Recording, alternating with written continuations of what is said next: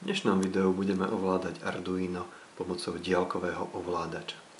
Ten diaľkový ovládač to je bežný klasický diaľkový ovládač, aký používame k televízoru a na to, aby sme mohli pomocou neho vysielať signály do Arduina, potrebujeme jedinú súčiastku, je to infračervený prijímač. Táto súčiastka sa v podstate v ničom nelíši od tej, ktorá sa nachádza v televízoroch alebo vo videách.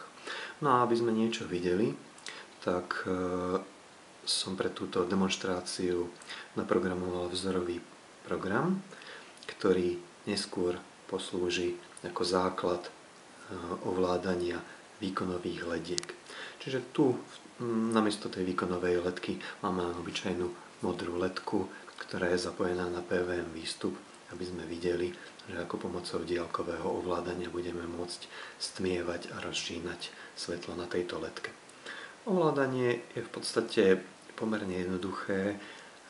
Na stránke sa dá stiahnuť celý program, ktorý som napísal podľa vzorového kódu a keď sa pozrieme jedným okom na ten kód, tak je to v podstate len stále v slúčke dookola prečítanie, aká klávesa bola stlačená na diaľkovom ovládaní a od nej sa len odvádza intenzita svetla, ktorú pošleme do PWM výstupu, pomocou ktorého vlastne riadíme LED diódu. No a v praxi to vyzerá približne takto, že ten systém ovláda niekoľko základných povelov na zapnutie, vypnutie ledky a stlačením jednotlivých čísel.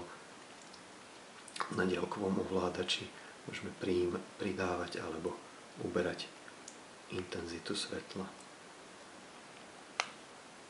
V podstate ovládanie je spravené v duchu, ako by človek ovládal aj diaľkové ovládanie na televízore, takže čísla od 1 do 9 slúžia na nastavenie základnej intenzity a tlačidlami, pomocou ktorých sa menia kanály alebo mení hlasitosť, tak tie slúžia na jemnejšie doladenie samotnej intenzity.